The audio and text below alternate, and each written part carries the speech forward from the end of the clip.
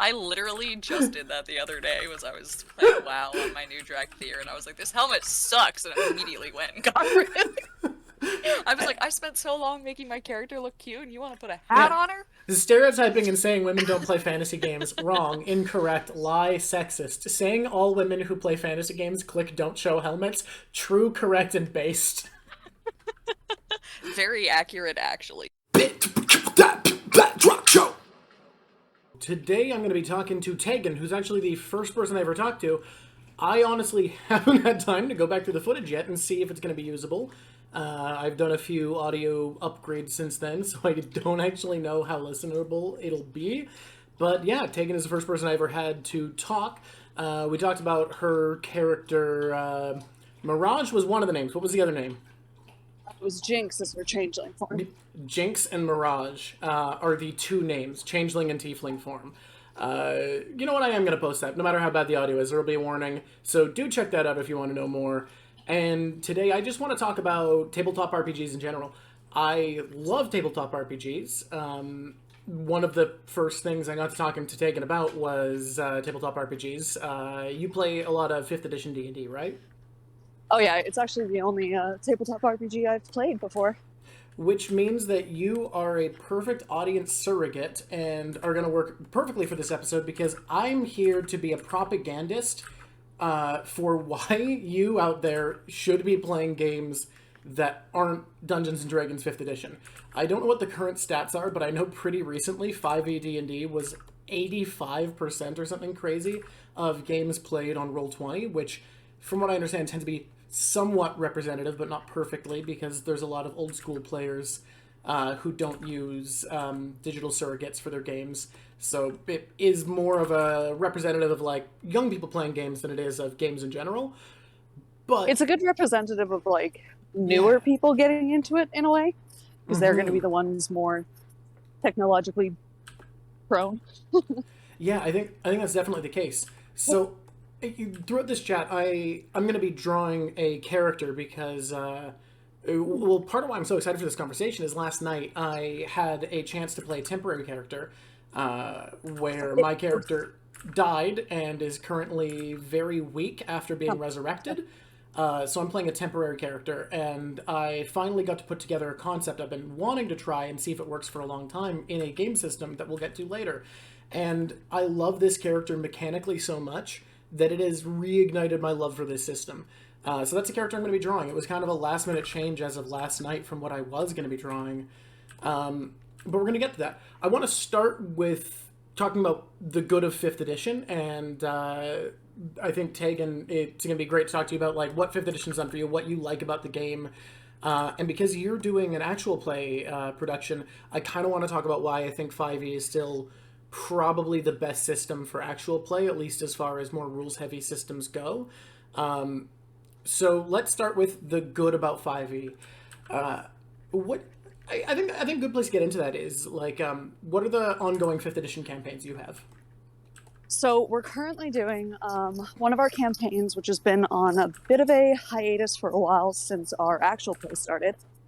If my audio is weird for anyone, I'm currently walking my dog while I'm talking, so there's that. There was some scheduling issues and things ended up not lining up the way we expected, so Tegan's out and about, so there might be moments where she can't talk or where there's some noise. Also, my dog, earlier you heard some crunching. My dog decided not to eat his food when I gave it to him this morning, but instead to wait until right before I started streaming to finally eat any food. Oh no, Belle! You big moron! Actual play. Yeah, so our original campaign, because both of them are actual play and normal group, it's the same group of people, but our normal group, we were doing a Curse of Strahd campaign, pretty heavily modified from the actual module, because there were, it's an older module, and there's a lot of really iffy points and decisions that were made. Yeah, I mean, Yeah. it's a weird situation. I haven't looked into it in any detail, but I've heard that, like, people feel like it's kind of inconsistent how they've decided to adapt Curse of Strahd because, like, in some, they've made changes obviously from the original. Like the original is, I think, over 20 years old, nearly 30, from where Curse of Strahd got reprinted for 5e. So obviously they were going to make some changes, but I've heard some people say that it's kind of inconsistent what got changed and what didn't. Yeah, no, I've heard that as well. I've never looked into it enough to know the difference, but I have heard it's one of the best 5th edition modules out there. It is, if you like kind of like Gothic Victorian with a touch of Eldritch horror, which I love spooky stuff. I mean, my dog's named Ghost, for Christ's sake. Yeah, which is not from Game of Thrones, because you didn't know that was the name of a dog in Game of Thrones, right? I had no clue, and I sure know now. That's for certain. The problem is your big fluffy white dog is named the same as the big fluffy white dog on the most popular fantasy show to ever exist, and you are a fantasy nerd. There's no avoiding that people think you've named it after him.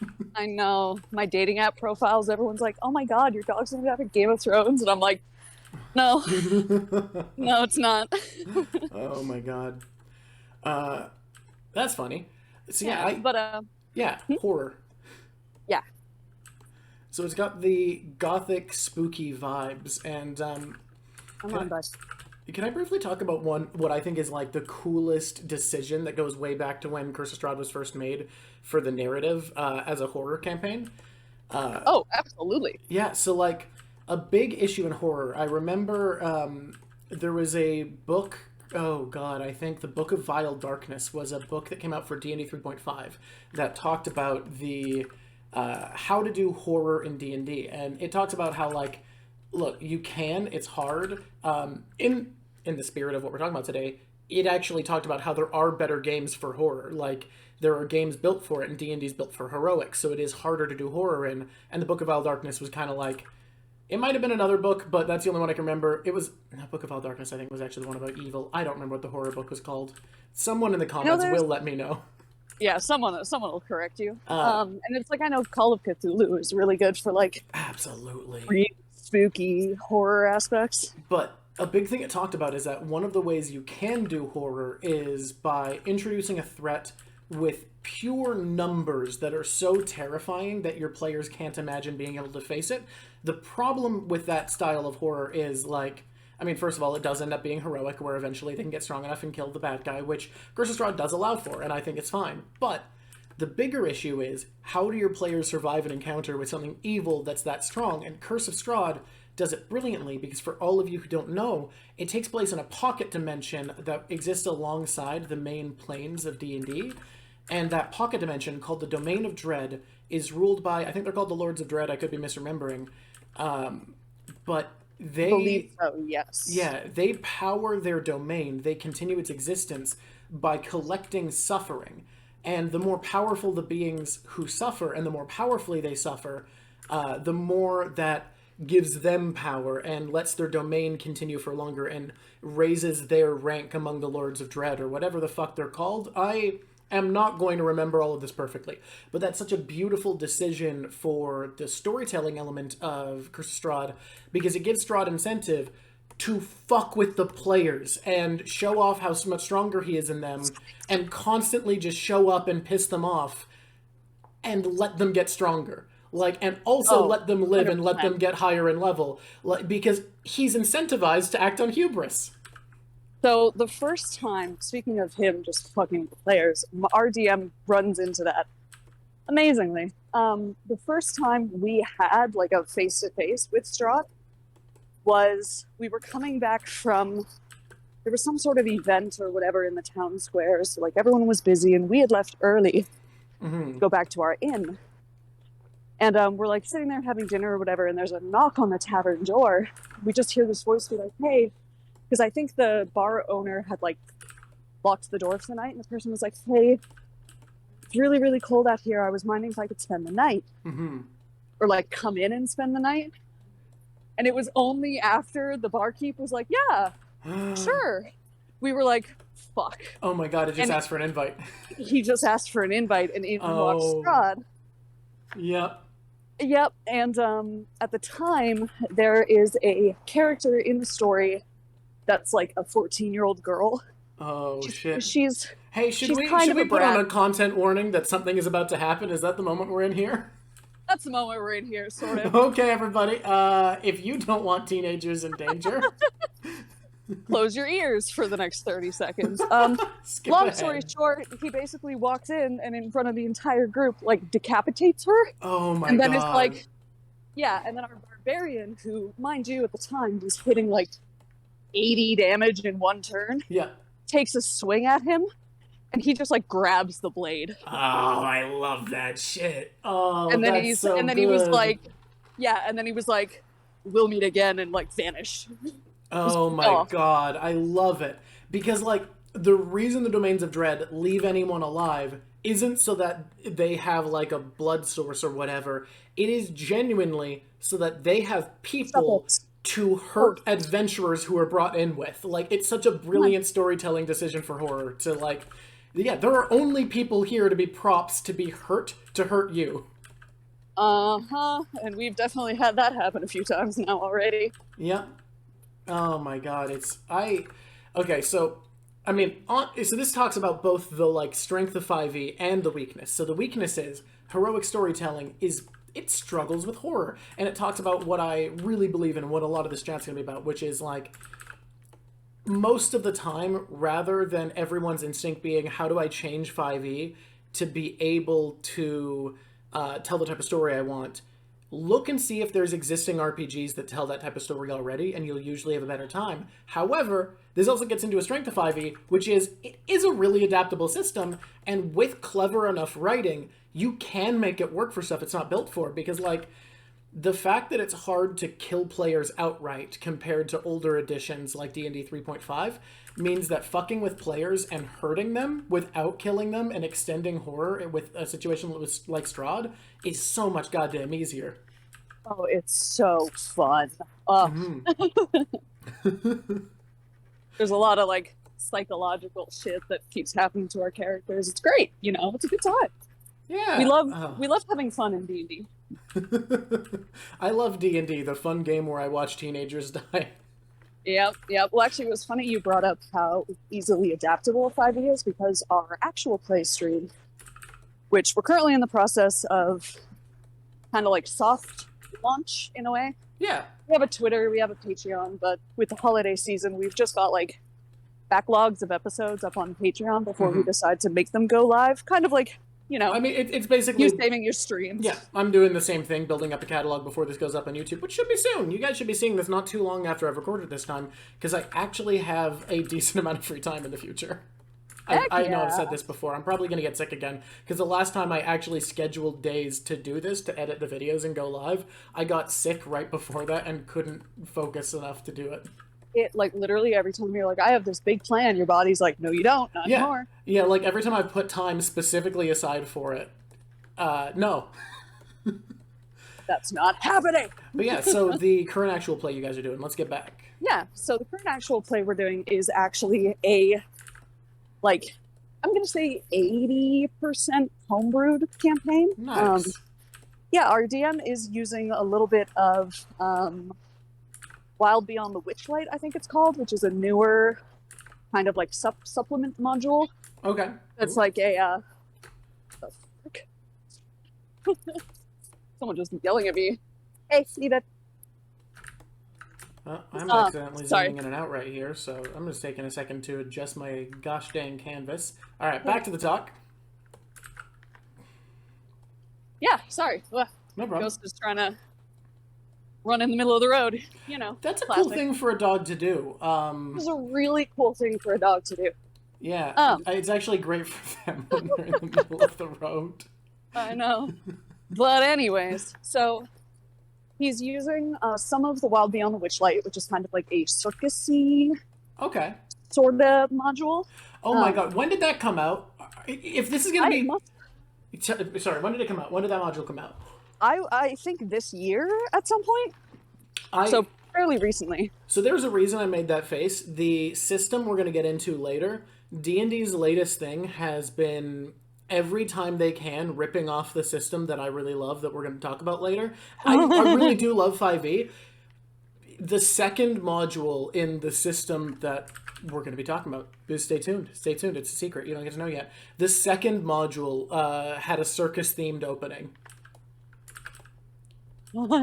Like the entire first book was circus-themed. 75 modules later. Yeah, it's the amount that D&D has copied them over the past like 4 or 5 years since it came out is just silly. Like, oh god damn! I know there are talented writers working at Wizards, but there are also just a lot of people who like to look at what other people are doing and go, well, they're less popular, so no one will know we took this. Yeah, you're never getting sponsored by Wizards of the Coast, I'll tell you that. Oh, fuck, that is a problem. I talk about Magic the Gathering so much and so positively. Guys, it's okay. I like one of your products. I do love 5e also. I love 5e. It maybe has been taking a lot of ideas the past 4 or 5 years. Okay, so sorry. I think there's a lot of companies that do that. I think that's a fair enough thing to say. Yeah, it's not like... I'm positive this other company we'll get to has done similar things, and the comments are going to tell me why they're just as bad, if not worse. That's always the way. Yeah. Why interview me when you have so many people in the comments that can tell you what's up? Oh my god. They get to tell me after. Okay, so, based off of Witchlight, which is totally not ripped off of something that was done 3 years ago. Of course not. I do think our DM is only using that for like a short period of time as like an introductory thing, because the actual theme to our world, original idea, do not steal. Not at all. Hey, drop. Yeah, you guys aren't Wizards of the Coast. You can't get away with it if you steal. Yeah, no. Unless you are Wizards of the Coast, in which case, please sponsor. Give me magic cards to talk about. I want more magic cards. Listen, when they slide into my inbox, I'll let you know. Okay. But anyways, totally original idea, do not steal. Yeah. Our DM, it was shortly after, I think, the second Suicide Squad movie came out. Okay. And the good it was one. just the good one, yes. Yeah. And my DM was like, I really want to do a campaign where everybody's just a piece of shit. Yes. Everybody's a bad guy. Yeah. And they're in jail and they're forced to work together by a government and they have no choice. And I was like, great, I love it. And that's what our game is about. Look, not every idea needs to be original if it's fucking awesome. It is so much fun. I cannot stay on track without getting a rant about some media that I'm angry about, but to briefly go into, it's also just a great concept. Like, the Suicide Squad is a great narrative concept, because a big issue with villains is, like, how do you spend time with them as characters and have them accomplish things and not just tear at each other's throats and have them make sense as characters? And the Suicide Squad is a great way of doing that makes a lot of sense, which is the CIA, people we know to be shady in real life, deciding, well, supervillains, we have a bunch in captivity, they constantly break out of jail. If they do something bad, it can't get tracked back to us. People are just going to assume it was supervillains doing bad shit, and we can do all the shady shit we want to, clean of consequences. And I really love that as a narrative, and that could be so cool in D&D, especially because the best Suicide Squad stories, from what I've been told, I have not read the comics, I just think it's a cool concept, are about them kind of figuring out how to break through the cracks in the system and escape the Suicide Squad. Yeah, absolutely. Which is kind of like, it comes with the territory of getting a bunch of really bad people that do not want to work together, forced to work together through, for Suicide Squad, it was technological means. For us, it's magical means. Magical contract? Yeah, well, it's done in, I wouldn't say it was a contract. While all of our characters were asleep one night, like, chained up in their cell, the people just had like a, God, I can't think of the word, but basically somebody came in, yoinked hair out of each of us while we were asleep. Oh, fuck. And has imbued it into clay golems. Okay. To essentially act as voodoo dolls. Oh, I love that. Yeah, so if we misbehave, anything they do to the clay will mess us up. Oh my god, I love that. Yeah, it was a really cool idea, and it was funny because at the time, like, my character doesn't sleep quite as much as other people, because in that campaign she's a Dampier, so she's like half vampire. Okay. So she doesn't need like quite as much sleep. So she noticed it happening, but didn't see exactly what it was. And then the next morning, there was this click of like, oh, fuck. That's what they were doing. Oh, I love it. And I think something I want to briefly touch on, because I'm going to talk a lot about why I love other systems throughout this vid. I think 5e is the best actual play game. So a peek behind the curtain. When I was like a teenager, I had this moment of realization of basically before actual plays had happened. Like, I think maybe there'd been a couple podcasts, but nobody really knew about them because they were so small. So it was before actual plays had happened. I had this moment where I was like, oh my God, people playing D&D is going to be huge as a form of entertainment. Like, this was before 5e came out. This was when 3.5 was still the system. And like tabletop RPGs were not big at the time, but I just saw like how big internet improvised shows were getting. Hey, no, sorry. Oh, no problem. Let's plays and streams were getting bigger, and like I had just seen like it's not Joss Whedon. Will Wheaton was doing his show where he played board games, and I started to piece together like, oh my God, a thing that is going to happen in the near future is people are going to play D&D as entertainment. And I felt like I was a teenager with no development skills for media, no resources to make it happen, and faced with just the impotent fear of, I am not going to be able to get on the ground floor of something that I am positive is about to be huge. And look where that's got us now. Yeah. But back then, the biggest issue was D&D 3.5 is such a nightmarish mess of a system that, like, the biggest issue that I saw when I was because I did try to make it happen briefly. Like, I filmed some stuff with some friends. I saved up money. It's a little embarrassing. We don't need to go into how I did that. But the big issue I ran into is the game was so complicated because it was D&D 3.5 that it was really hard to make it clear exactly what was happening at any given time. And 5e's boiled down mechanics, while the immediate go-to thing that they're good for is getting new players involved. And I think D&D, more than any other high complexity system, because it is still a high complexity system, is so approachable that it's great for that.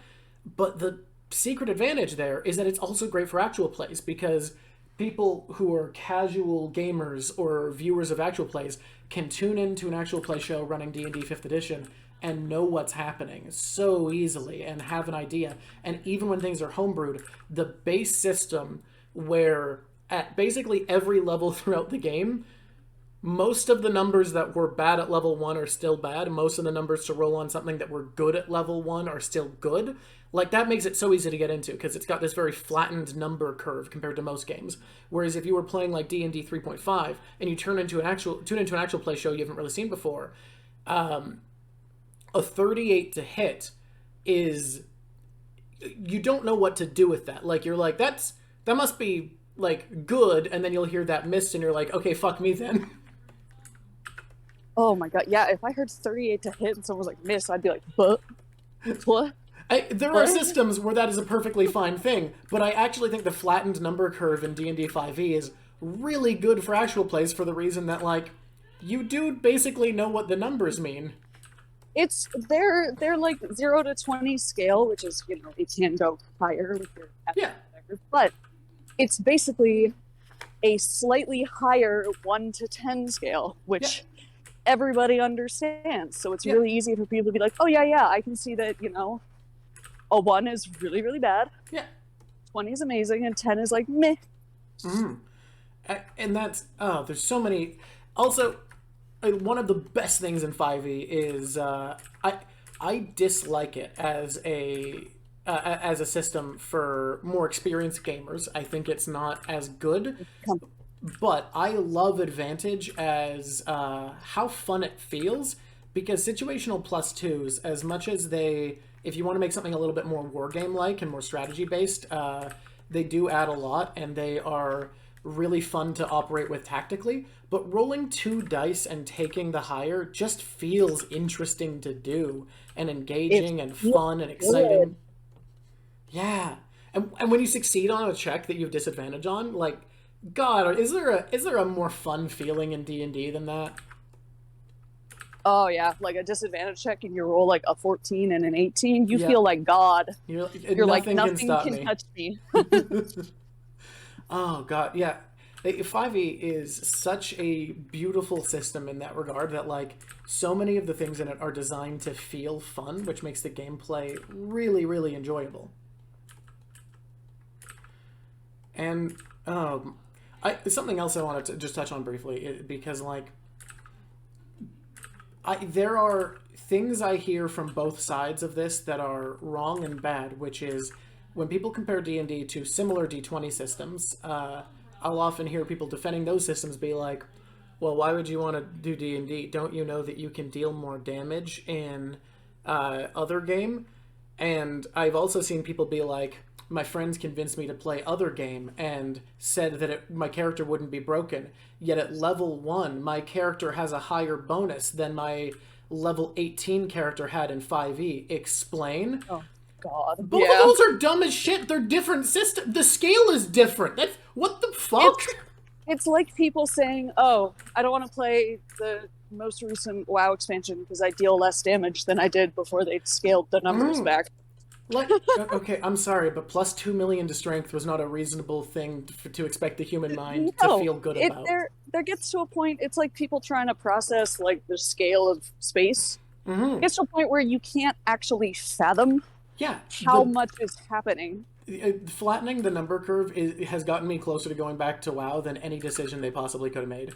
It's so good, but like people get upset about this shit, and it's just because two systems are a D20 system doesn't mean the number scale is similar. And stop.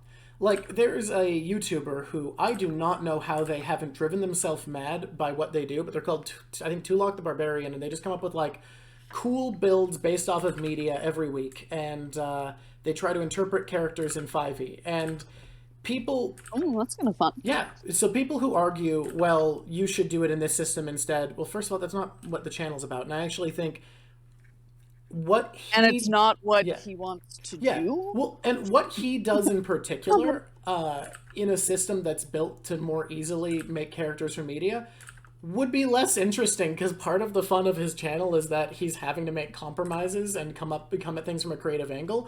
And if you played a system that was just really good at representing characters for media, sure, that's fun for a player, but it's actually way worse for a YouTube channel. Oh, because then you're just like, I'm just going to carbon copy this character into this thing. It worked perfectly, and I didn't need to do it in a weird way that you're like, oh, that's cool. You're like, I did it exactly how you knew I was going to do it. Yeah. Are you entertained? You know how they built in a rule that made this easy to do? That's actually, if you're looking at the art right now, which Tegan can't, so I'm not going to bring it up. Secret for Tegan when she gets home. It's a secret for me! Yeah. The character I played last night was originally just me trying to recreate a character from fiction. You're never going to guess who, audience. It's very surprising. And in the system I did it in, it was super easy, and it feels so goddamn fun and engaging. However, no, that's not fun for a creator. But then other people make an argument where they're like, well, you built One Punch Man, and he only does this much damage. Don't you know if you built him in other system, he would do this much damage? And it's like, but that's not the system I was playing in. Yeah. And like, so I did what I could. And if a system has twice the average hit points, twice the damage isn't actually twice the damage.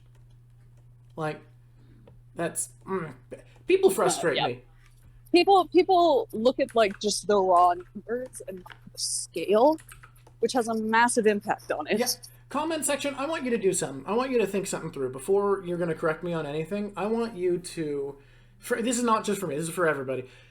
When you're about to give someone a correction or suggestion or anything, put yourself in the mind of a scientist, which means trying to disprove yourself, and think, if I wanted to prove that what I'm saying is dumb, how would I do so?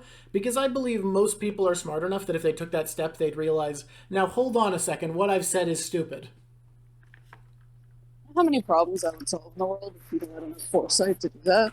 Yeah, look, and I'm not going to say I haven't done that. Like, I said dumb shit on Reddit, and then people have been like, did you think of this? And I'm like, oh, fuck, yeah, no, I was the dumb one today. But if you try, you'll do it less. Yeah, baby steps. So, oh, God. Yeah, so we've talked a lot about what 5e does well. Is there anything else we should touch on quickly before I kind of move on to... I'm going to do individual videos, by the way, about all of the tabletop RPGs I love. Today, I'm just going to talk through a bunch of them and why I think they're good. I'm not going to do anything I've only seen an actual play show for. I'm only going to talk about ones I've played. But before we do that, what else do we want to talk about for 5e quick? I mean, not so much 5e specific, but I guess just D&D in general. The amount that, and I guess 5e goes into it, but the amount that it makes it accessible to new people. Mm-hmm. I have a lot of friends that started playing D&D because of stuff like the brand name Critical Role, Dimension 20, like all these things that growing up, even myself, I was like, oh, that's just like a glorified board game. That sounds boring. Yeah. Nah. And then I got older and I was like, wait, it's kind of fun actually. I want to do that. Well, then on top of that, like, D&D's pure brand power is so wild for just appearing in media. Like, I know people who started playing D&D because of the D&D episode of Community. I know people who started playing D&D because, and I know, internet, you want to hate the show, but it got people into my favorite hobby. The D&D episode of Big Bang Theory got people to try. Like, it's...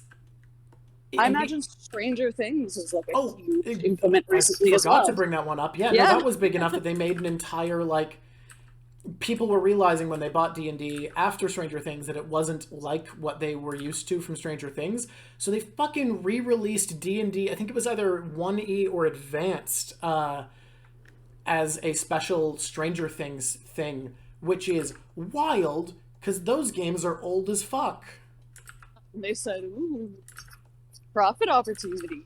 But, like, D&D's presence in media is huge, and like I said, with it being accessible in actual play shows, that is a big reason it's been able to get so many people into the hobby, because if you tune into stuff like Critical Role, The Adventure Zone, or Dimension 20, the actual play show superior to everything that's ever been made, you're going to be wanting to get that same sort of experience.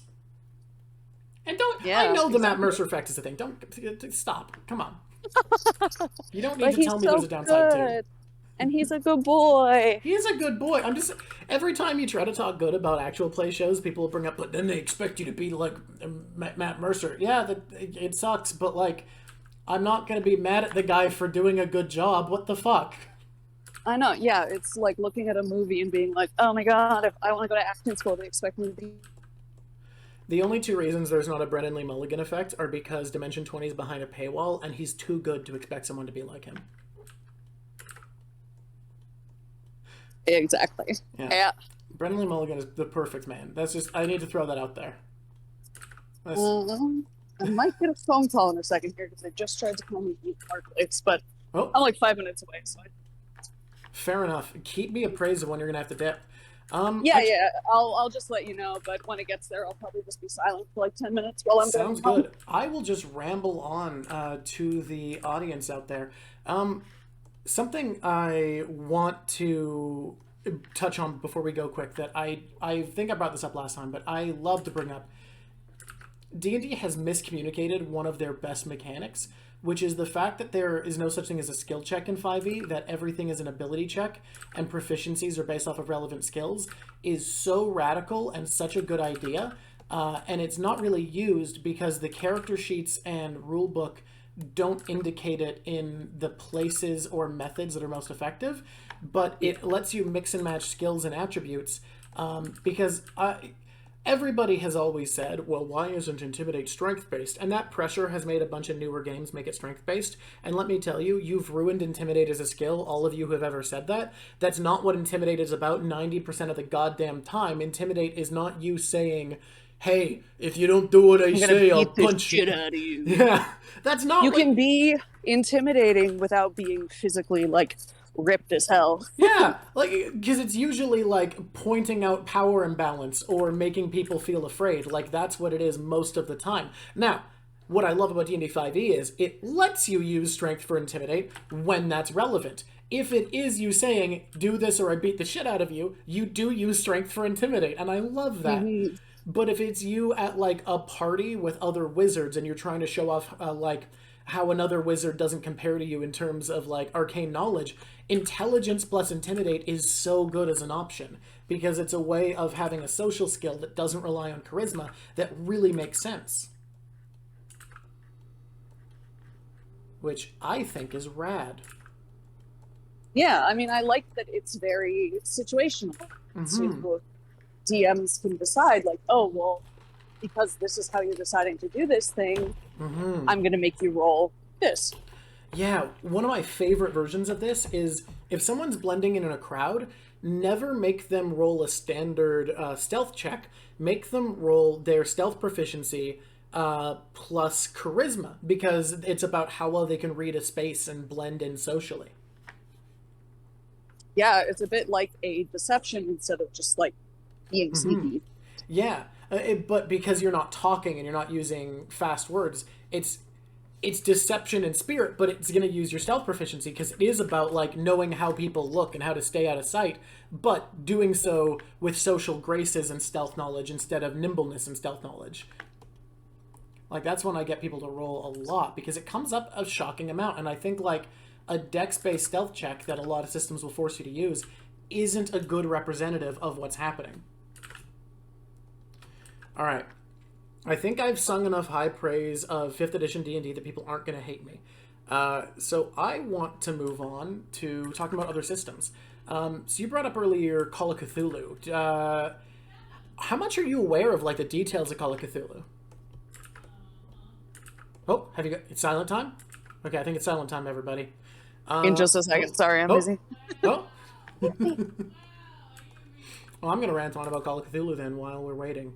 Call of Cthulhu, believe it or not, is about Lovecraftian horror, which is a horror of the unknown and the...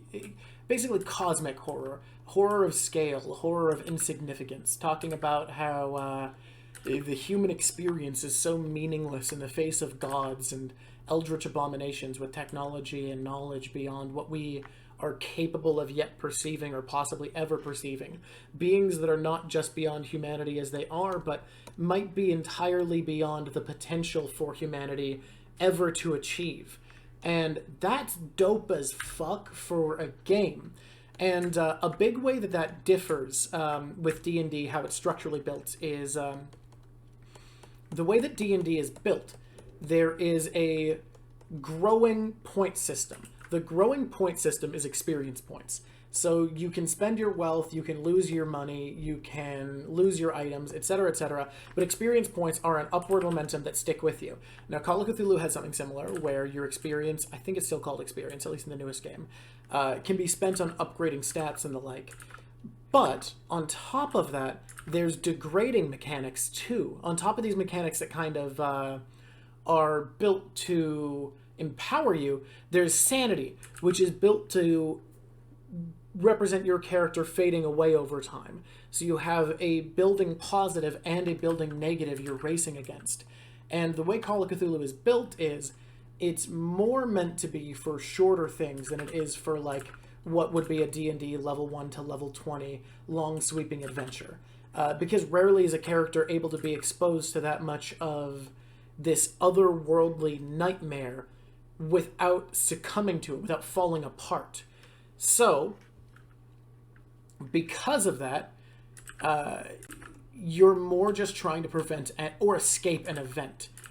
The best result in Call of Cthulhu is usually to survive and go back to life as it was, having been worsened for it, for your experiences. So you don't come back stronger. You're not a returning hero retiring with a pile of treasure.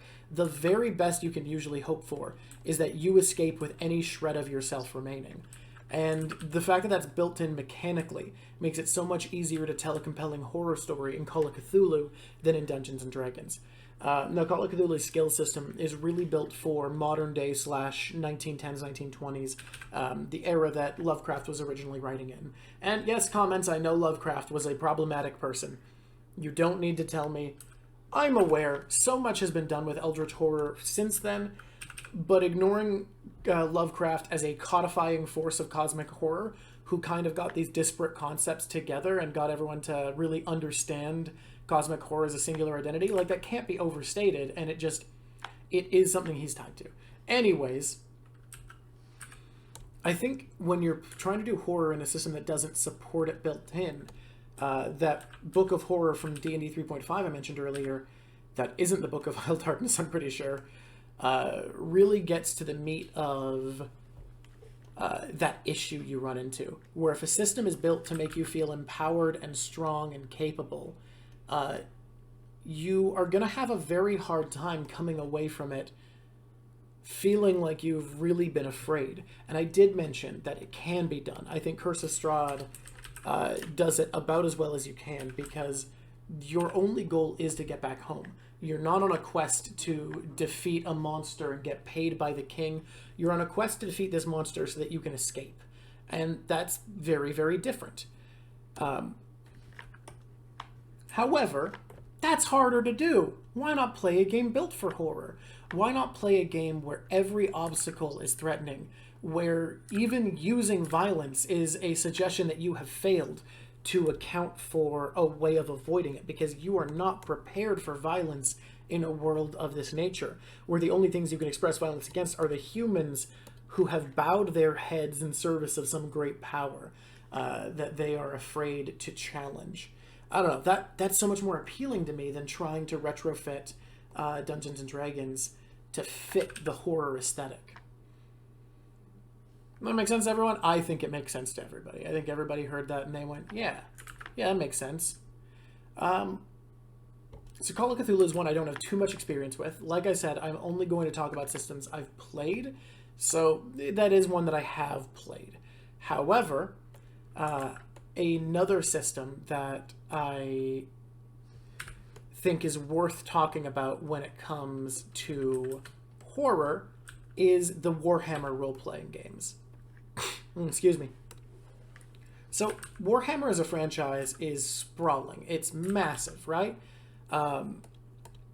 There are, if you don't count alternate timelines and you don't count alternate time periods, there are still 3 different Warhammers, with Fantasy, Age of Sigmar, and Warhammer 40k. The one I was exposed to first, and kind of my introduction to Warhammer as a setting, because I never played any other games of it before this. I'd never played the war game. Some friends just convinced me, hey, we've been enjoying playing Mystery Game together. How would you feel about trying Warhammer Tabletop RPG? And I went, sure, that sounds cool. I'm interested. I'll give it a shot. Warhammer Fantasy Roleplay is so fun, and it is so well equipped for so many forms of storytelling.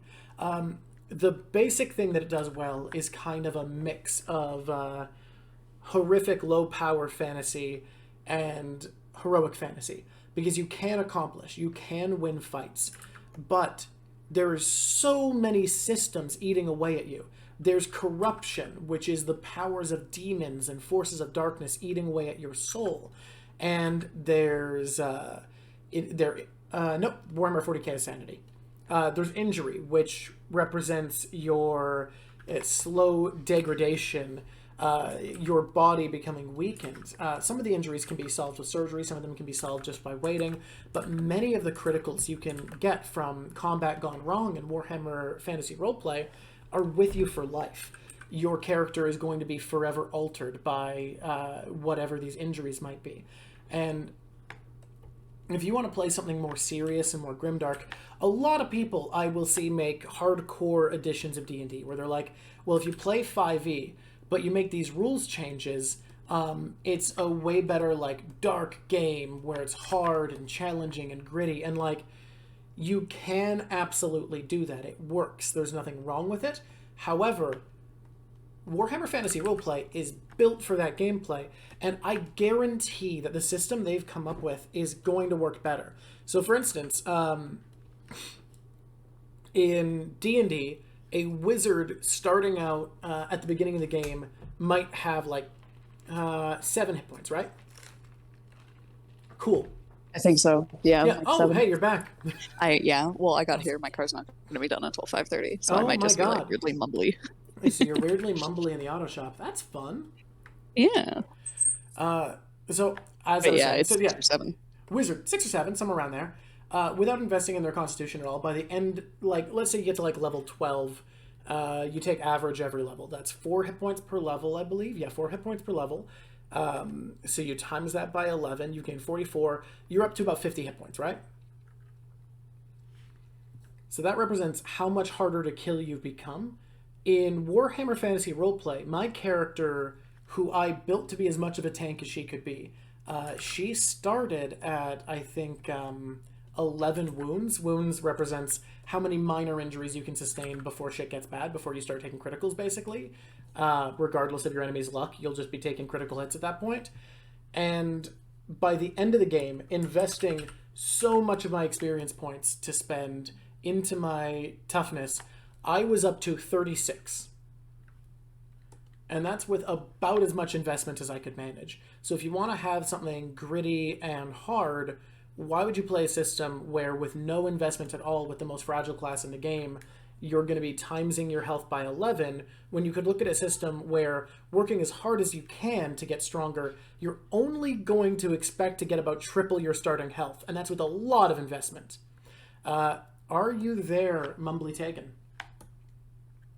I am here. You Mumbly me. I do like the wound system, though. That's a fun way of doing, like, injury in life. Yeah, so I'll talk briefly about how it works so that there's a little bit more specificity, because it's really cool. The idea is basically you roll to attack every time, and then the opposing person, unless it's a range attack, then their options are a little bit more limited unless they have a shield, chooses if they want to dodge or if they want to block. Then they roll opposed. The stats are, higher is better, and you're trying to raise them as high as you can, then you roll a D100.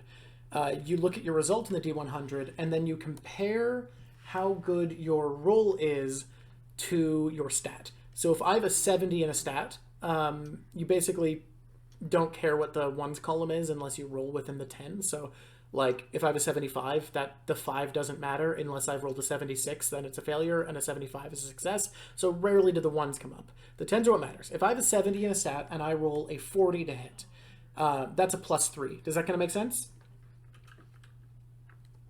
Mm-hmm. Yeah. Okay. So if I get a +3 and my opponent gets a +1, my net to hit is a +2. So whatever my damage is, so let's say I have a weapon that deals 4 damage and I have 4 in my strength, then my damage is going to be 4 plus the 4 for the strength plus the 2 for successes, and that's 8 wounds. And then they subtract their damage by their toughness. Let's say they have 2 toughness, and their armor, and let's say they have 2 armor on their chest where I hit. So they subtract the 8 by 4, they take 4 wounds. Simple enough. If you ever succeed to hit someone and you roll doubles, you get a critical hit, where you get to roll on the crit table and see how much, what kind of fucked up shit you did to their body. But generally that's not going to do much, because most people wear armor, and you can choose to do what's called taking it on the armor. And when you take a hit on the armor, you reduce your armor's quality by 1 in the hit location, but the critical is negated. You take a little extra damage for the critical so that there's not like ever nothing happening for it, but you don't get the leg chopped off or whatever the terrible result would have been. However, once you're knocked to 0 wounds, every single hit is a critical. Not only that, like, you don't go unconscious. You start going unconscious, but you can stay up a number of rounds equal to how many, the 10s of your toughness, what's called a toughness bonus. So let's say your toughness is 50, your toughness bonus is 5, it's 5 rounds till you go unconscious. However, if you get hit at this point, you take the damage you're dealt. So let's say you were dealt 4 damage, and then you add 40 to the roll for critical severity. So what would have been a 50 out of 100, higher being worse for a crit, becomes a 90 out of 100. And certain hit locations get lethal really quickly. So like a head hit, 95 and above, I think, in the newer book they've done that makes this the system the way I'm describing it, is a death. So you can be killed by getting hit for a significant amount of damage to the head while you're at 0, which I think is really good if you're trying to make a system that's a lot harder to be heroic in, and that's got more consequences and fear of combat. It's also more like realistic. Yeah. And that's a big part of how they've done it. It's also why armor doesn't increase. If I took hard you 95 hit. damage to the head, I would also die. Exactly. Generally, battle axes to the head, bad for your health. Don't believe the pro getting hit by a battle axe propaganda. Do you have any questions, Tegan, representing the audience who doesn't know about these systems, about Warhammer Fantasy Roleplay, which I talked about for a little bit? Sorry, I keep having people talking to me. No worries. That piece. It's a bizarre and unusual situation we've got today.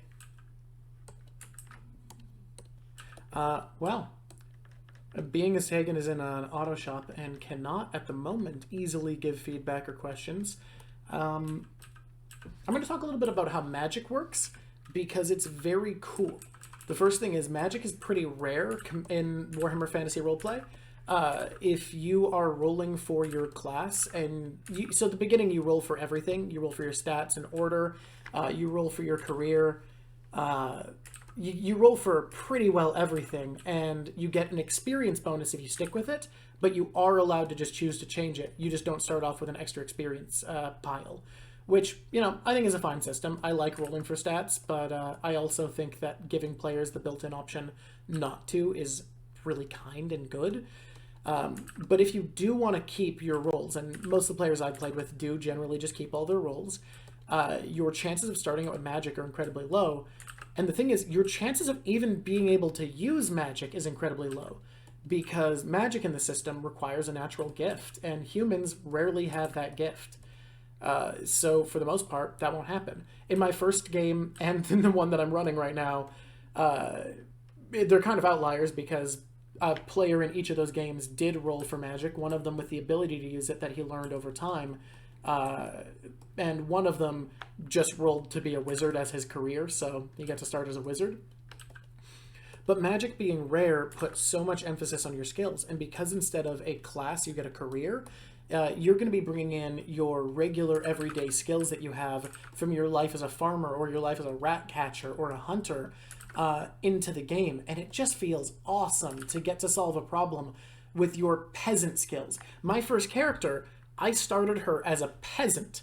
That was her career. So compare that to D&D and why this is so good for grimdark fantasy, or just hardcore fantasy, where you're starting out as a fighter who's trained in every weapon, every suit of armor, who knows how to get his way out of every fight, who can take a second, catch his breath, and recover hit points, to Warhammer Fantasy Roleplay, where there's a non-zero chance that you're starting as a peasant, a farmer.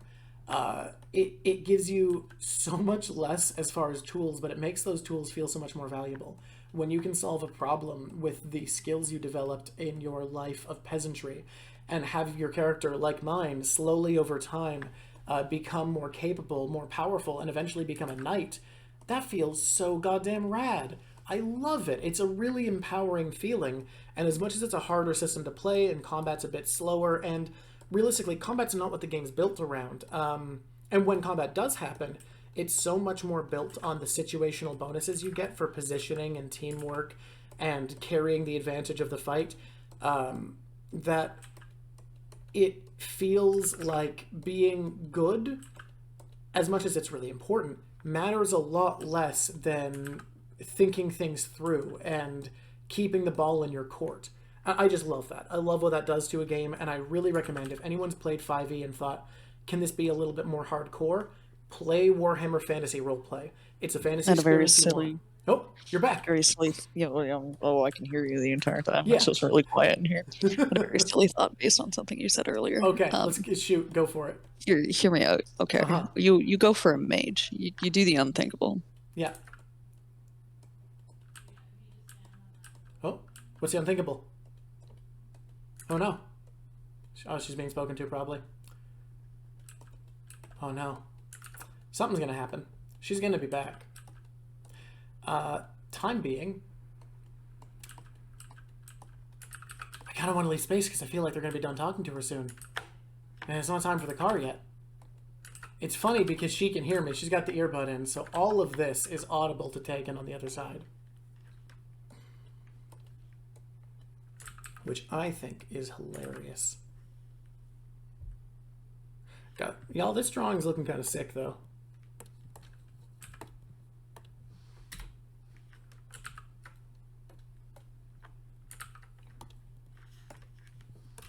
There we go. Finally, okay. Hello. Oh, Okay, cool. It was my internet connection.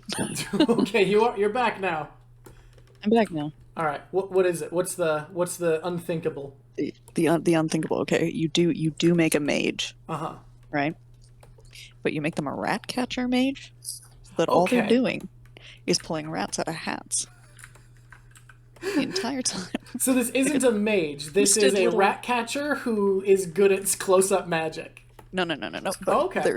They're magically doing it. Okay, they're magic rats. Oh my god. Okay. So let me talk you through. Can I tell you how you would build this in Warhammer Fantasy Roleplay? Okay. So there's a career called Witch that's basically an illegal mage because magic is really dangerous and hard to do in Warhammer Fantasy. You have to be licensed by the government to use it. Now, I will say, I am playing a Warhammer Fantasy Roleplay game that doesn't take place in the Warhammer universe because it's just a cool system, so you can still homebrew with it. You just have to change some things because a lot of the mechanics are built for the system. But you start by playing a Witch. Witches are illegal mages. Witch lets you take any spell at one point, and there is a spell from, I believe, the Jade Wind, which is the Wind of Magic. Magic is split into winds in Warhammer, don't worry about it. The Wind of Life, that lets you summon an animal to your side. Actually, it might be arcane. That might be a spell that anyone can use. But you have one rank in Witch, you just have the summon animal, and then you're a rat catcher, and you just summon these huge fuck-off rats, and you show your boss, like, yeah, look at this awesome rat I caught, better pay up the rat bounty, and you just spend all your time, I like, will be right back. hanging out, summoning rats. All right, Tegan will be right back. I love that idea, and that actually could work in Warhammer so well. The issue is Warhammer Fantasy. There are a lot of people who would want to kill you if they found out about that. But, you know, that just means the grift is good. That's so good. Oh, man. The reason, by the way, that magic is risky is if you fail at spellcasting, there is a pretty good chance of a miscast happening. A miscast basically meaning some random magic fucked up shit happens. So if you've also ever felt like in games, either magic isn't powerful enough, Warhammer Fantasy Roleplay is a system for you, magic is so powerful and amazing and huge, or if you've ever felt like magic wasn't costly enough, Warhammer Fantasy Roleplay is a system. And if you don't like spell slots, honestly, Warhammer Fantasy Roleplay, because the cost of magic is the chance of it going wrong, there aren't spell slots. You can use as much magic as you want as long as you succeed. Which can be broken. Let me tell you, trying to DM a game for a Bright Wizard, which are fire wizards, is difficult. But, on the other hand,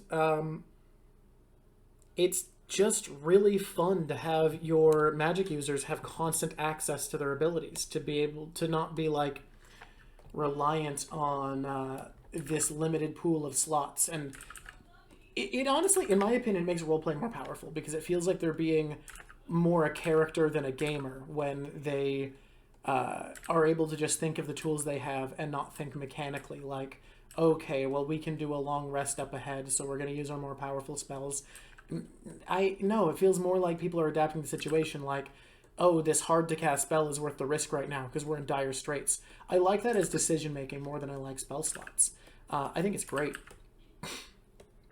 So, in case you're wondering when we're going to get to the guy I'm drawing and when I'm going to talk about him, as soon as Tegan's back, I think I need to move on to his game because we are getting late in the episode. I'm getting near the end of the drawing.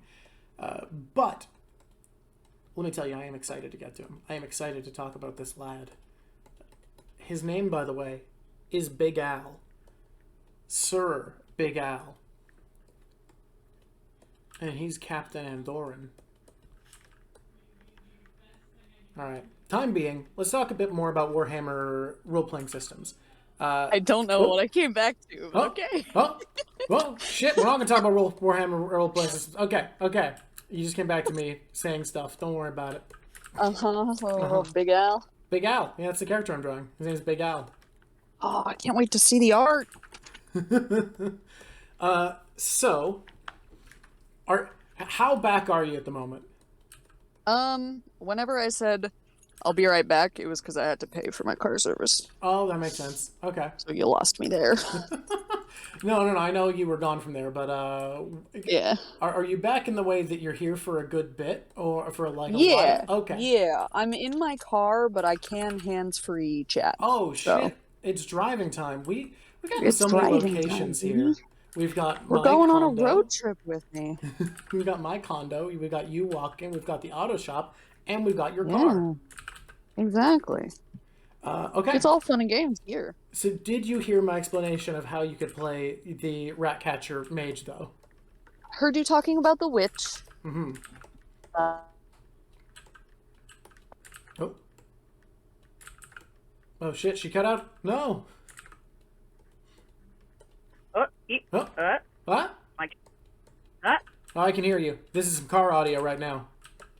This is Car. Are you hearing the echo of your own voice? No, but I am. I'm just hearing the lovely static of a car microphone. It's not unlistenable. Don't worry. It's just a noticeable shift. Hold on, 1 second. Oh fuck. We got... Oh. We're doing audio fixes Okay. on the fly. We fixed it. fixed I'm it? not driving yet for anyone. Yeah, I was parked. Okay. It automatically connected to my car. My car turned on, and I was like, that sounds like trash. That's trash quality. Thank you, taxi driver, for moving out of my way. Okay. But so- anyway, yes, witch. The explanation was basically that Witch lets you take any spell at one point. I think rank 2 or 3, somewhere around there. I don't know. The careers have ranks. We don't need to get into everything. But because you can go from career to career as you progress, you could be a witch and rat catcher and just be like conjuring animals with your spell and then bringing them to the like watch office where they pay rat catchers for finding rats, and they're like, look at all these rats I got. It's crazy, right? All these rats I catched. I catched so many rats. Catched Pay up. so many rats, sir. I did it. It's such Warhammer is it's weird. I did what you asked. They're like, you don't have a license. Warhammer is weird But I in that did it. it's very silly and comedic as well as being grim and dark, which I love. It's why I love the settings is that they're very silly too. I don't think I could handle all the darkness without it. So this is so goddamn Warhammer to have a character who's like, I'm a rat catcher. I catched the rats. Look at me, and they're actually an illegal mage. Yeah, yes, that is exactly the stupid shit I would show up with. If you were like, we're gonna play Warhammer, I was like, cool. I catched the rats. Don't you catch- be worrying. I catched them so good.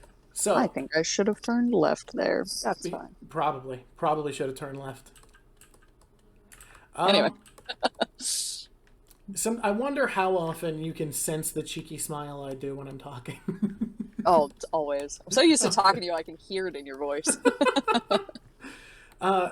So, I want to get into the game that I'm drawing a character from now, because we're reaching the end of the chat, which you're going to come see soon. On your way Yeah. home. I want to come see the art. Everybody, it's Pathfinder 2nd Edition. Whoa. This game, I love this game. It has my heart. Never before mentioned in one of never- these streams. never before Pathfinder mentioned. 2nd Edition. And certainly it won't come up again. I'm No. gonna do streams where I just pitch PF2 to you guys and talk to someone Oh, about how much I 100%. love it. Like that, it's gonna be That's someone who's played you the at the system. dog park every morning. Every morning's an exaggeration. Okay, That's so, true. I only see you every other morning. So, I for a while was playing Pathfinder 1st Edition and D&D 5e, and what that led to, I don't know if anyone's had this experience. It was similar to when The Sims 4 came out, and it felt like a different sequel to The Sims 2 than The Sims 3, rather than a sequel to The Sims 3, because so much was better about it than The Sims 3, but so much was worse that I felt like I couldn't enjoy either game anymore, because when I was playing one, I was kind of missing what the other did better, and I felt the exact same way trying to switch between Pathfinder 1 and D&D 5th Edition, where I was like, wow, I'm mad at both of you because you're not like the other one. Yeah. If you could somehow have a system that had the good parts of both. Mm-hmm. I guess you could just, like... But then you'd have to homebrew, like, a whole player handbook. But that's where Pathfinder 2nd Edition did it for me. It also brings in a lot of the not shitty things from D&D 4th and makes them better. For instance, it gives martial characters things to do other than move and whack, because I don't care how much people will tell me that's not how it is in 5e. When you are playing things other than a battle master, most of your turns as a martial, if you aren't multi-class with a caster or doing something specific, your best option is to move and whack. That's your best. You know what you can do other things doesn't mean that they're better.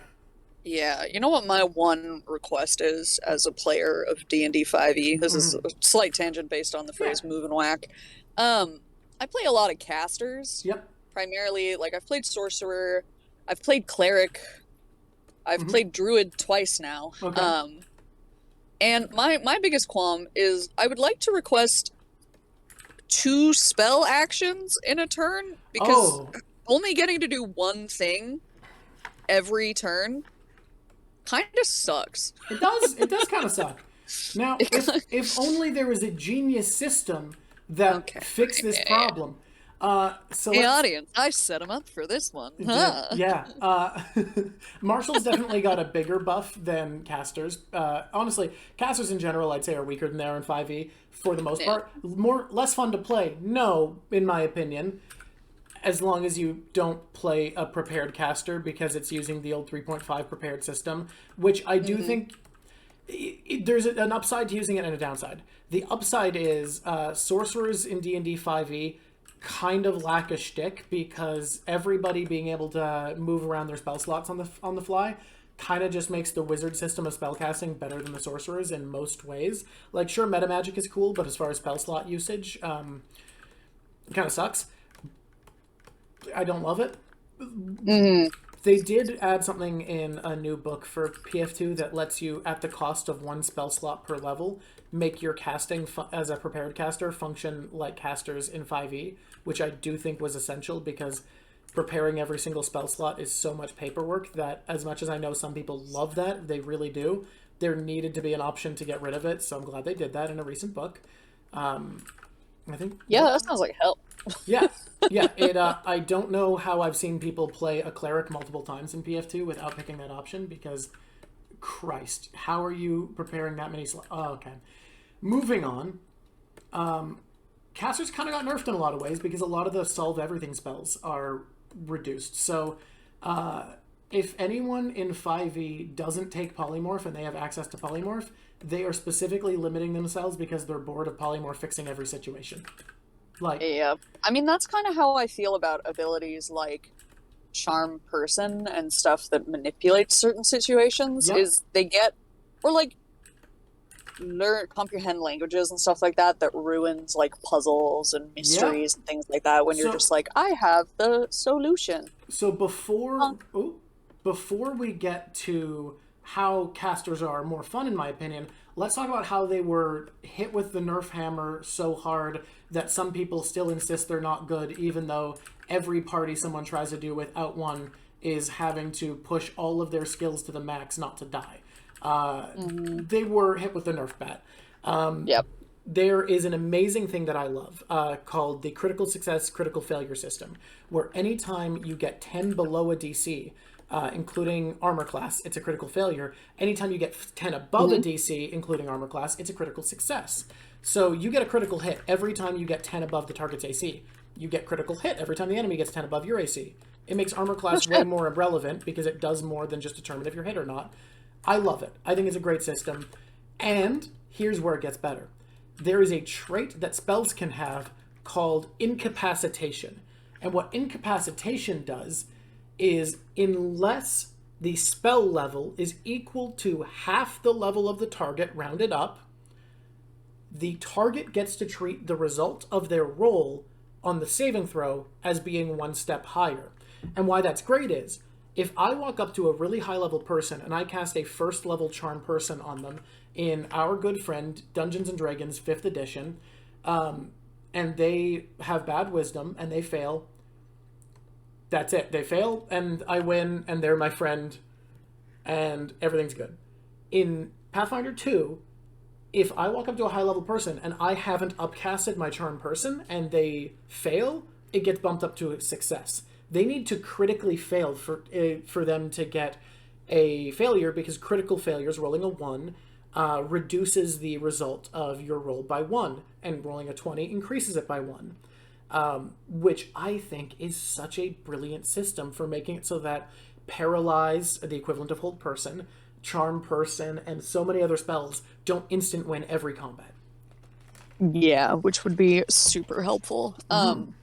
We had a player. Oh, Ghost is going nuts because we just got home. We had a It's Ghost player time. in one of my previous campaigns ages ago, years ago at this point, that sort of irked everyone at the table because they absolutely power played their character, where it was they got impatient if we couldn't solve problems as fast as possible, so they would just charm person every NPC we ran into all the time without God, fail. that's so shit for roleplay. So shit. Also, I hate to do this in the middle of a conversation, but I will be back in like 5 minutes because I'm gonna go in the house. One second. Okay, fair enough. I'm going to explain some PF2 rules while Tegan's gone that I've definitely explained at the dog park before. Okay. So the critical failure, critical success system is just awesome. Anybody who thinks it isn't, you're wrong. You are the problem. No, you're allowed to have opinions. I will disagree with your opinion if you don't think that's awesome, though. And with incapacitation, the great thing that I've seen is that those spells become more what they feel like they should be for, which is locking down an element of the fight so that you can focus on the bigger threats. For instance, you'll see someone use an incapacitation ability, aim it on a mook, just some random low-level enemy. That was an accident. And the reason I think that's good is it creates an opportunity for it to be useful of removing something from the fights that you can focus on the rest, which honestly is kind of necessary in PF2 because it's a much harder system. It's a lot easier to die in PF2 than it is in 5e. You actually need to strategize to win fights against tough enemies, which I think is, in my opinion, I like that more. If you want to have a good old time bashing in skulls, you want to feel powerful, and you want to just have a goofy time and not like think too hard. It sounds like an insult when you put it that way, but that is what a lot of people want from a tabletop game. A lot of people do want to just hang out, have a good time and with their friends, and not have it be a challenge. I'm not that type of player. I really want to be pushed and have to think and strategize, which is why I really love a system where you can make it so that locking down the big boss is pretty much impossible, because you're not going to have spell slots high enough to fully paralyze someone a higher level than you. That's just not how the game works. So you are never actually able to fully lock out a boss.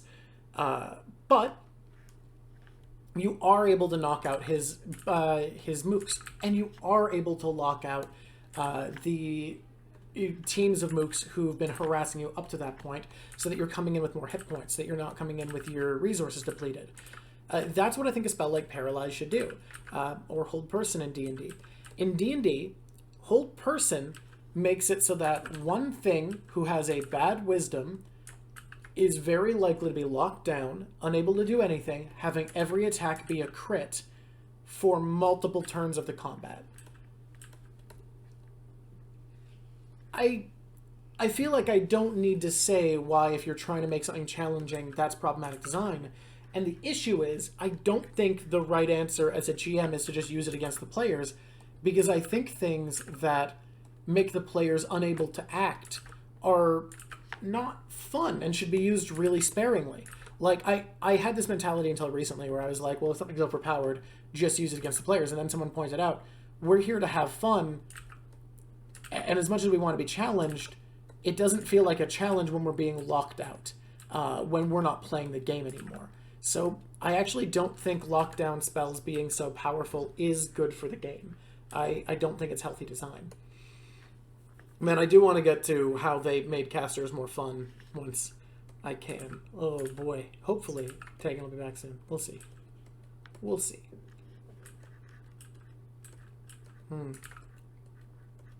Time being, question of the day. Everybody out there, all of y'all, friends and family, who play tabletop RPGs other than D&D 5th edition. Because if you only play 5e, how are you going to answer this question? What's your favorite tabletop RPG? What is something... I mean, I guess you could just say D&D 5e.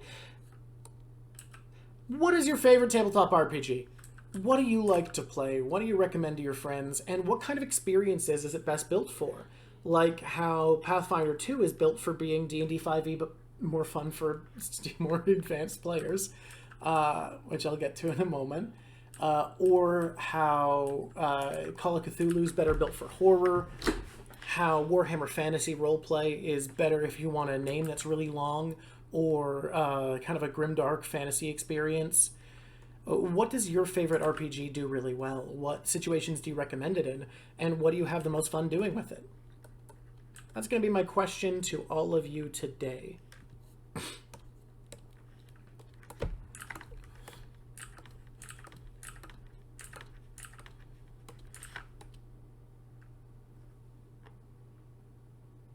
Hey, this looks kind of sick, everybody.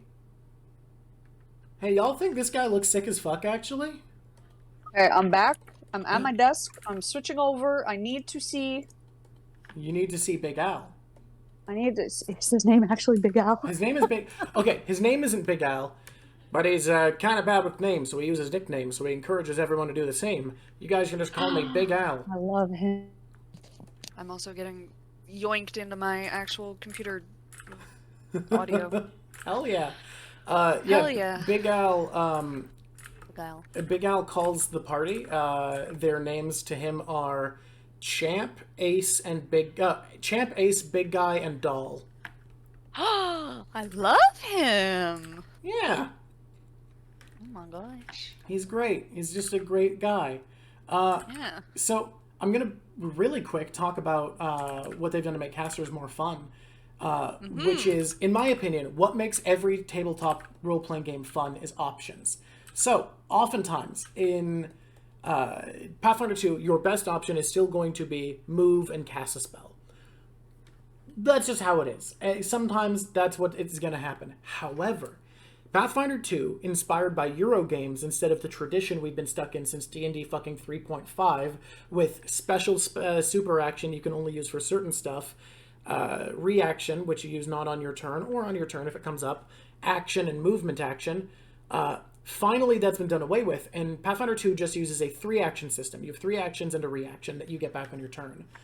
And the advantage there is, while most spells are 2 actions to cast, meaning your best option often is to move and cast a spell, many spells are 1 action, some spells are 3 actions.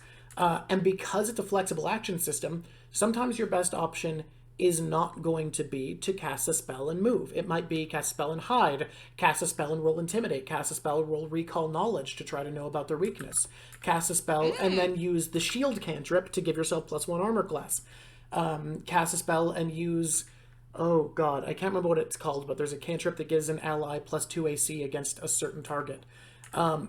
There's also a cool thing where there's spells that need to be sustained, and the way that they work is they're the more powerful spells that have a bigger impact on the battlefield, like summons, and you need to spend an action every turn to keep it sustained, so trying to fit that in is hard, where you're like, oh fuck, I'm in a dire situation. Do I want to cast a spell and sustain? Do I want to move, hide, and sustain? Do I want to let my spell drop so I can move and cast a spell? And I think giving players more decisions to make, even if there isn't, even if it's not a power boost, even if it can be a nerf, I think is actually more fun to play, because you're making more choices. And I think that's really what we're playing RPGs for, is making choices, and those choices feeling impactful. And when the game is as difficult as Pathfinder 2 is compared to D&D 5e, the choices feel so meaningful. So does that kind of answer the qualm with not just wanting to move and cast a spell every turn, and sometimes wanting the option to cast multiple spells? Yeah, that sounds a lot more fun than my current situation, which is I can either heal somebody, smack something, or cry. Hey, with how many... So I'm going to get into the coolness of the mechanics when we're going to talk about Big Al. So this is the reason I say this for the end. I've talked a lot about how the reason you play a role-playing game other than D&D 5e is because there's games that tell certain stories better than D&D 5e. However, thematically, the only big difference between Pathfinder 2nd Edition and D&D 5e is that Pathfinder, it cares about its setting a little bit more. D&D 5e's become very separate from its setting compared to previous D&D editions, which already weren't that concrete. And it's a little bit harder, meaning that something that feels a bit more challenging makes sense. But it doesn't even have mechanics like critical injuries from Warhammer, so it doesn't have that looming sense of dread. It's just harder. It's more challenging without being darker thematically. So why would you play it? And the answer is simple. D&D 5e lacks diversity. Now, a lot of people will ramble on about why games like Pathfinder 1 or D&D 3.5 are better than D&D because they're diverse. That's not true in my opinion. I think those are benefits those games have, but they're too complicated to really compare. They're not modern anymore. D&D 5e fits into the modern world, and so does D&D 1 as it's being built. But diversity does matter. I think, Tegan, do you feel like you've seen basically every class ability and every meaningful spell? Because I do. I feel like I've seen that in 5e. Even beyond just pumping out books left, right, and center, over the last 5 years, to the point that there are, I think, almost 3 times, or no, not almost 3 times, there's over double, I think, at this point, or nearly double, the amount of base classes in Pathfinder 2. Yeah, it's nearly double. I was overestimating. The number of classes in PF2 as there is in 5e. Even beyond that, even in just the core rulebook, because multi-classing has been changed to only gain certain abilities from other classes instead of fully taking a level in them, they've been able to front-load the classes with way more abilities to the point that immediately at level 1 there's meaningful choices, meaningful abilities, and meaningful differences. I have played 2 level 1 Rangers, and they didn't act anything alike. I've DM'd another 3 Rangers, so of the 5 Rangers I've seen at level 1, only 2 of them were even slightly similar in how they acted. One of them is going to use their hunt prey, fire a crossbow, command their pet, reload the crossbow, move their hunt prey. One of them is going to hunt prey, roll a recall knowledge to get a bonus, fire 2 arrows. One of them is going to cast gravity weapon to empower her sword, hunt prey, and make a power attack she got from fighter. Now, these aren't what they're doing at level 1 necessarily, but at level 1 it still could be as different as using an action to fire 2 shots and hunt prey, recall knowledge, or the command pet, fire crossbow, hunt prey. Like, there's so much diversity of action in a martial class. But Rangers have never been better, by the way. They've always been my favorite aesthetic, but I've hated playing them because mechanically they're underpowered in basically every D20 system. They're so... I don't think I've ever played with... No, I've played with 1 Ranger. Yeah. And it's because everyone's just like, they're kind of mid. But they're kind of mid in D&D. In Pathfinder 2, they're incredible, and they're so fun. And their hunt prey mechanic that they have distinct from any other class in the game is incredible because it changes how they act. They are, instead of having a favorite enemy, I could rant about how flawed Ranger mechanics are in Pathfinder 1, D&D 3.5, and D&D 5e for hours because there's so much wrong with the design. In Pathfinder 2, the Ranger design is you spend 1 of your 3 actions to use hunt prey, which, depending on which of 3 hunter edges you picked, gives you a distinct advantage. When you make multiple attacks in PF2, you get progressive -5s on your to hit. However, you only get I think -3 on progressive attacks if you're a flurry ranger. If you're an outwit ranger, you get a bonus to recall knowledge checks on them and a bonus to your armor class against them to make you kind of a supportive character who can stick in the fight longer. And if you're a precision ranger, your first attack on the target every round deals an extra d8 damage. So you are, and no matter what, when you hunt prey, you double the range increment of your weapon, which is cool, with ranged weapons. Yeah. Yeah. So instead of being a character who focuses on, I have a type of thing I like killing, you're still this focused survivalist, but it's because you're hunting 1 prey at a time. You're focusing on 1 target at a time and using either your wits, your speed, or your precision to take them down. Now, Big Al, how does he fit into this? Well, he's the perfect example of a character who you would need to homebrew so much shit to make work, because everyone will tell me 5e is better because you can just homebrew shit. No, it's unbalanced. It makes it less fun. You're constantly changing shit. Homebrewing isn't, for class abilities, homebrewing isn't as good. It just isn't. It's not play tested. It's not going to be, like, think about how much worse the Blood Hunter from Matt Mercer was before there was 30,000 people submitting their playtest reports. Like, game design is fucking hard, and making something in a swingy game as swingy as 5e balanced isn't easy. Sorry for just rambling, Tegan, by the way. Oh no, it's great. But, like, homebrew isn't balanced. So a lot of people will tell me PF2 is worse because you can just homebrew shit in 5e, and you can homebrew more easily in 5e. I'm not gonna lie. That would be stupid of me to say because it's a more complicated game. Not too much. It is simpler than PF1 by fucking miles, but it's still complicated. However, Big Al's abilities. He is a champion, which is the new form of paladin. Specifically, a paladin champion because he's lawful good. His weapon, a shield. He's taken a feat called the Everstand Stance, meaning he can two-hand his shield. From the book The Grand Bazaar of Absalom, I have taken the shield augment ability, where instead of increasing the damage with a shield boss for punching people with your shield, it adds the throne trait. I have an ability as a paladin called Retributive Strike, where when one of my allies is attacked or damaged near me, I can attack the person who attacked them and give my ally resistance to the damage. All right? With me so far, I have an ability called Ranged Reprisal. Ranged Reprisal lets me, within the 15-foot range of my Retributive Strike, make an attack with a ranged weapon as well as with a melee weapon against whoever triggered the Retributive Strike. So now, if one of my allies gets hit, I can throw my shield at the guy who attacked him, and my shield is enchanted with returning to bounce back to my hand. That exists in 5e. The returning's not special. Throwing the shield, bit special. Now, shields in PF2 are fucking awesome. The downside is, to get the armor class bonus, you have to fight a little bit more slowly, represented by spending an action to raise your shield and gain +2 armor class. That's a downside, but you can also spend your reaction to shield block, where if you're hit by an attack despite the increased AC, you put your shield in the way of the attack. You reduce the damage of the attack by the hardness of your shield, which is increased by the Everstand Stance and by the champion ability Shield Ally. And you and your shield both take damage equal to what remains after subtracting hardness.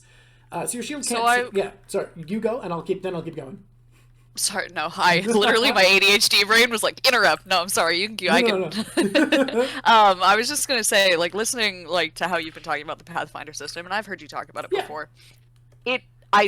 You know, as you've mentioned before, is a really good point. I love how in-depth it is and how much it opens up for, like, customization of, like, battling and how you battle. But I can see, especially listening to you explain now, like, just how combat works. Oh, yeah. How the system is daunting to new players, because that's a lot of numbers and math. It is more daunting. However, I will say it's really easy to play a much simpler character. The game, I find 5e rewards game mastery with power. The better you are at min-maxing your character, the more powerful you are. And that's true to an extent with PF2, but not too much. Like, a character made by a new player, made to be really easy to play, isn't much more powerful. It's just that mastery rewards you, well, first of all, with playing the game better in combat, and since it's a harder game, that matters a lot more. But importantly, with being able to make characters who do specific cool things.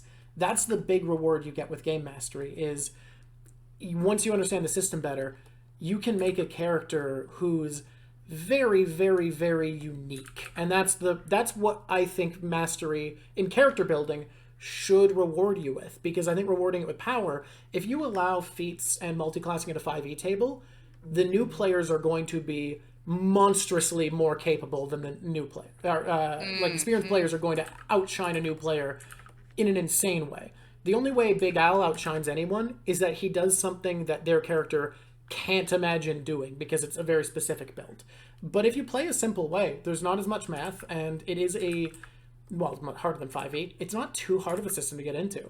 I wouldn't recommend starting with Big Al as your character.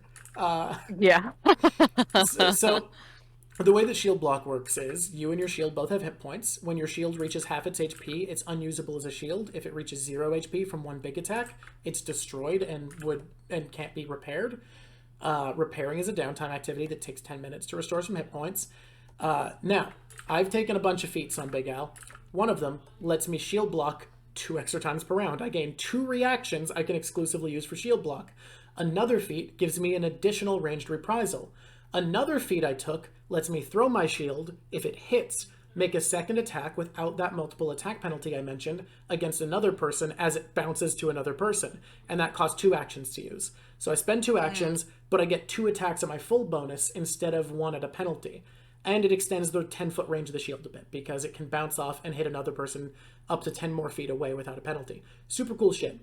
All this together on top of a feat I have that makes me able to shield block when my allies are hit, like protect them, and one that when I do that lets me retributive strike as I shield block. Altogether, Big Al can throw his shield twice. Once again, that's part of a shield block. Once again, that isn't. And shield block 3 times in the same round. He is Captain America. He's flipping, he's dodging, he's throwing his shield, he's bouncing his shield between targets, he's protecting his allies. He is extending the life of his allies in a way that no character in 5e is capable of. And his damage is not very good because he's using his shield as his weapon, and I can't even take the thing that increases its damage. But it's this awesome character I've built who can actually protect the party. And I've never played a D20 system game before where I felt like an actual tank, where like people wanted to kill me, but I'm too tough to take down.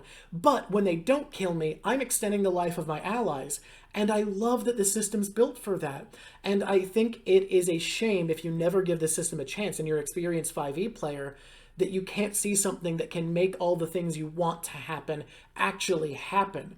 Like, I have never felt as much joy as last night when I was doing my first combat with Big Al, of realizing, oh my god, I'm protecting the party. I'm playing a paladin who's really protecting the party incredibly effectively with this weird maxed out dexterity knight throwing his frisbee around. I freaking love that for him so much. There's also a cool little mechanic that happened at one point where I tried to do my shield block and retributive strike combo, and the DM was like, well, you can shield block because you're adjacent to your ally, but the guy hitting him has reach and is 10 feet away. And I was like, no. I have range reprisal. And he was like, holy fuck, no, even though he's 10 feet away, you can shield block and still hit him. And the way I flavored it was I threw the shield in front of the attack to block and then used the returning enchantment to return it to my hand and it hit the dude in the head on the way back. Because that's rad as fuck. I could rant about Big Al. I fucking love Big Al. The only thing sad about Big Al is I don't like his personality as much as I like his character. His backstory is he's from Andorran. And he's a military captain from Andorran. And Andorran is Fantasy America. They're a place that split off of a fascist autocracy to be, well, not fascist, because they didn't usurp a democracy, they usurped a feudal state, so I don't know what you call it. But they split off from an evil state that worships literally fantasy Satan, as Asmodeus, and they're a democracy. And every state that's good in Pathfinder tends to have a bad part, and every state that's bad tends to have a good part. And the bad part of Andorran is they send out these people called Eagle Knights as militant diplomats who are like, I'll solve problems for you militarily for free for democracy and diplomacy. And the bad part about them is they don't really care that much about the laws of where they go because they're like, well, we have the best laws. We outlawed slavery and we have democracy. So clearly our laws are all that matters. Sure, for diplomacy's sake, follow other laws. But if you can't, don't worry about it because only our laws actually mean anything. So they're like these cultural chauvinists traveling the world, acting self-superior to everyone, and acting as military diplomats. So he is a military captain for Fantasy America, named Big Al, and he throws his shield around. I love him. And the one part I can say that I think is very funny, because they're a splinter state from something based off of Rome, which is Italian and has Latin-like names. I decided he should have an Italian name. So since my players won't be watching this, the other players in the party, I can say that Al is not short for Alfred, it's short for Alfredo.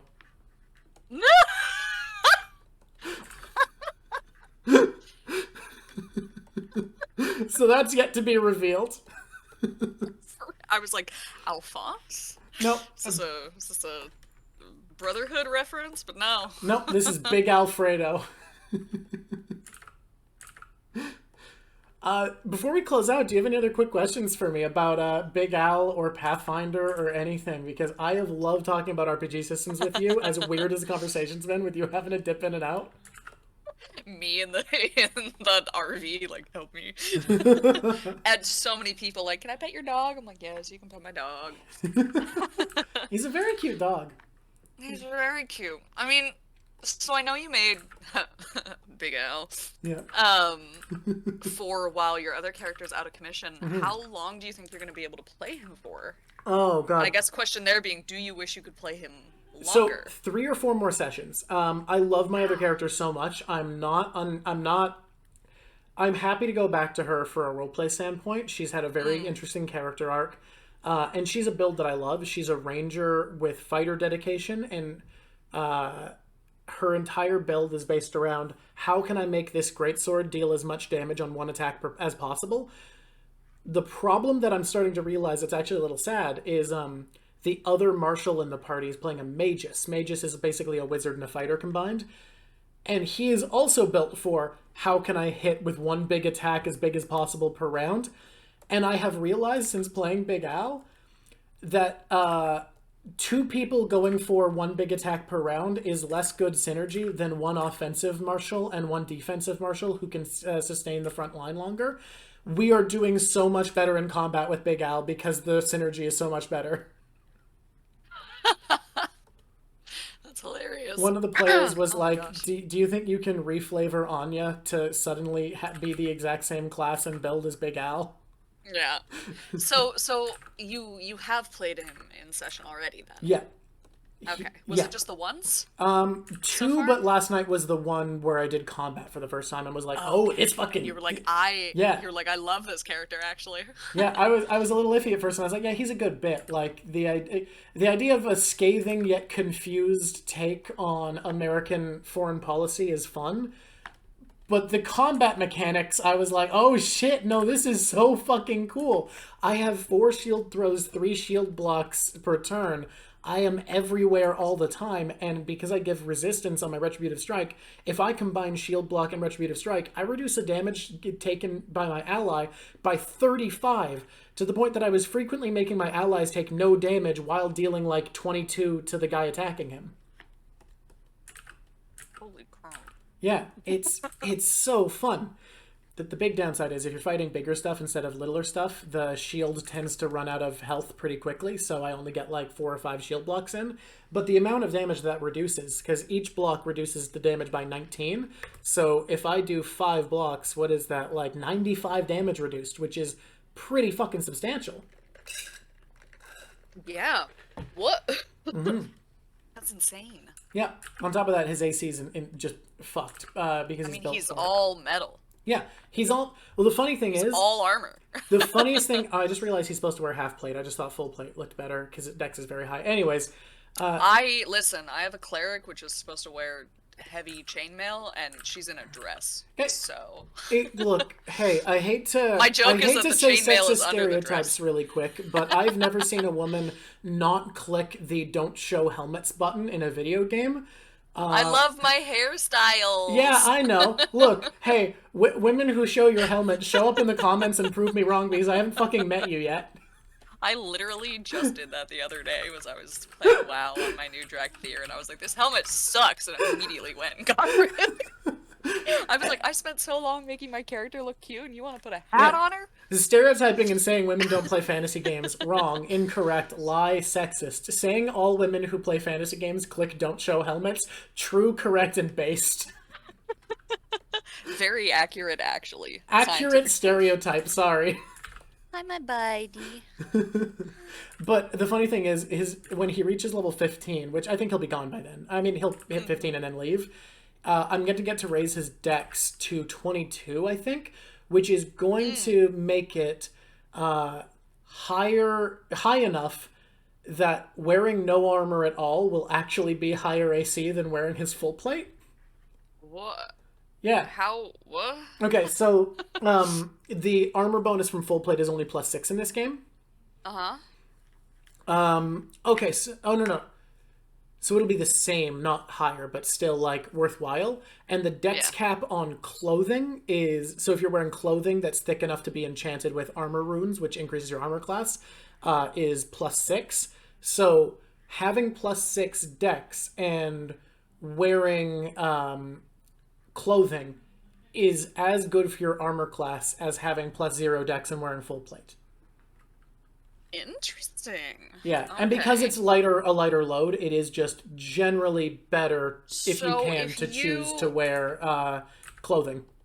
If you have high dex and you wore armor, does the armor stat negate the dex stat? Yeah, so there's a dex cap. Similar to medium armor in 5th edition, there's a dexterity cap where you can only add so much. So half plate lets you add a max of +1, so that if you have +1 dex, half plate's as good as full plate, and full plate lets you add +0. Which is why he's using half plate, because it's as high AC as full plate, but lighter load. However, I didn't draw that because I forgot that his sweet biceps are showing and just drew Armor Man. His one? You missed out on that? I missed out on that, yeah. With how much I've drawn women that look like they're in a pinup drawing already, it is problematic that I didn't draw Big Al sexy. True. I'm gonna have to come back and draw my sexy tiefling I'm gonna play when our group is done this campaign and switching to Pathfinder Kingmaker. Yeah. Which, by the way, is a really critically acclaimed module that I think just came out for 5th edition. So if you're a 5th edition player and you want to experience the amazing setting and module writing of Pathfinder 2, you can, because Kingmaker, the highest reviewed, I'm pretty sure still, might not be anymore, but one of the best Pathfinder modules of all time has been remade for Pathfinder 2 in 5th edition. Super worth checking out. And I'll also say, because I mentioned loads, worst thing in 5e is carrying capacity, and the system they use in Pathfinder is amazing and easy. It's just bulk, and you can carry an amount of bulk equal to 5 plus your strength mod, and that's so fucking simple. Oh. Yeah, Yeah, it's not great. bad. Okay, I think Big Al is done. Is there anything we should close out on? Is there anything we should quickly mention? Any last goodbyes? Other than me telling everybody, remember, when you bring up the Drawk show and the things you heard on the Drawk show, you're not going to say, this is some small YouTuber I just found. No, you're going to pretend it's already a big deal. You're going to say, I watched it on the Drawk show, as if it's already an established name, because that's how this channel grows.